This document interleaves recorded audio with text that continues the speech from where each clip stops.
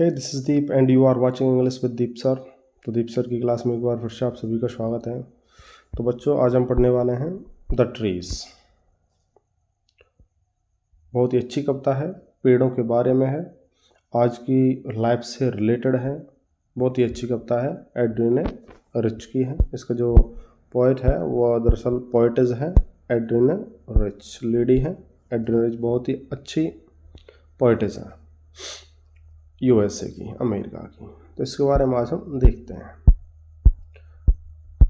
पढ़ते जाइए आनंद के साथ।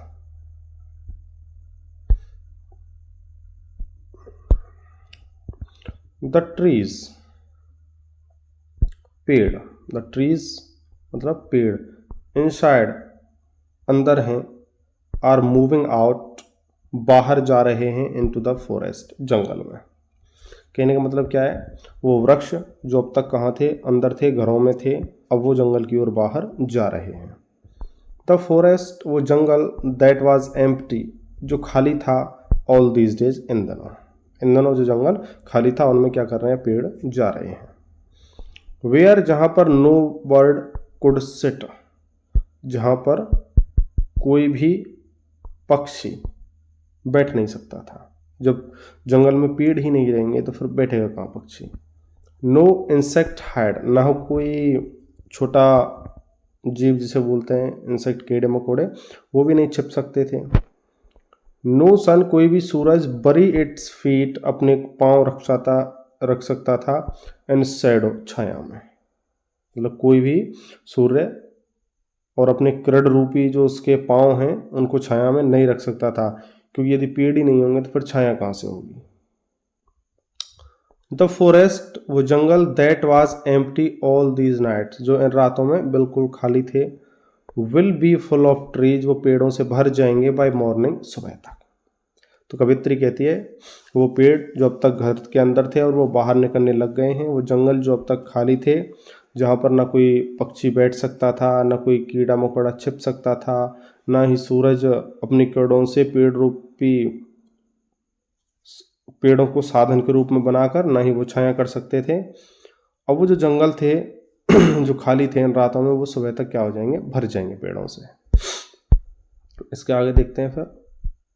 ऑल नाइट पूरी रात, द रूट्स वर्क, रूट्स मतलब जड़ें काम करती रहीं, to disengage themselves from the cracks in the veranda floor.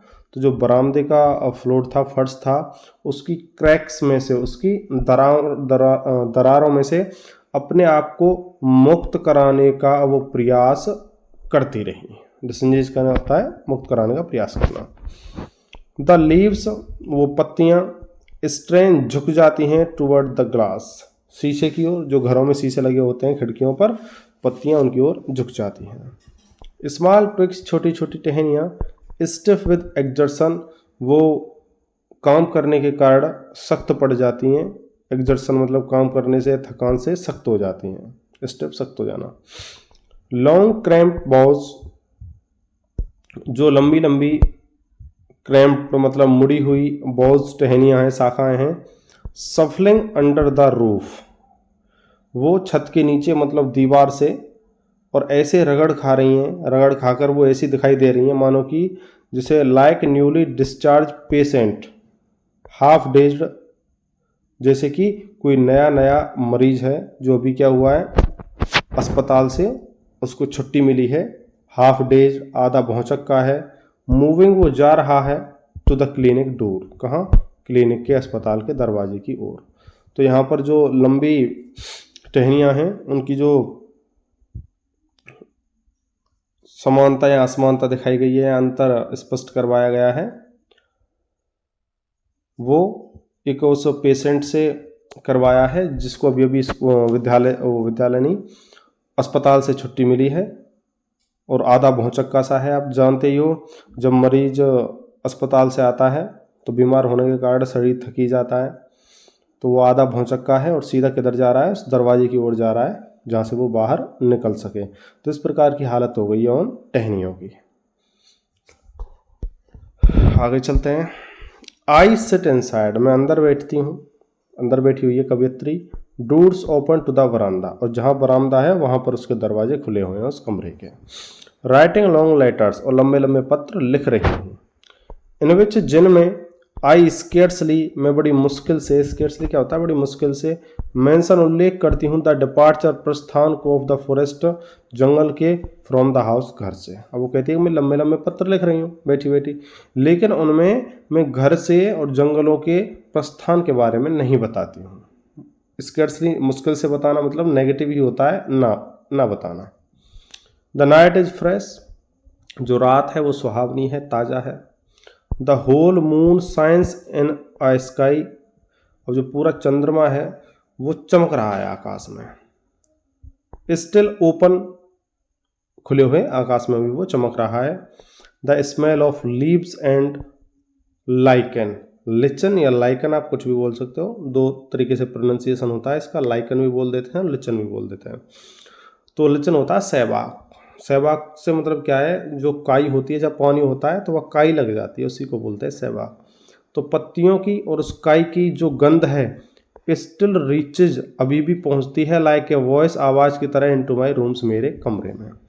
तो मेरे कमरे में, और पत्तियों एवं काई की जो गंध है, सहवाग की गंध, मतलब जो खुशबू बोलते हैं हम जिसको, या दुर्गंध, वो गंध अभी भी और मेरे कमरे में एक आवाज़ की तरह पहुंच रही है। माई हेड, मेरा सिर, इज फुल ऑफ विस्पर्स, कानाफूसियों से भरा हुआ है। विच, जो कि, टुमारो, कल, विल बी साइलेंट, कैसी हो जाएंगी, शांत हो जाएंगी, मतलब जो कानाफूसियाँ चल रही हैं मेरे दिमाग में वो सभी कल तक शांत हो जाएंगी। लिसन, सुनो, कवित्री कहती है सुनो, द ग्लास इज ब्रेकिंग, शीशा चटक रहा है।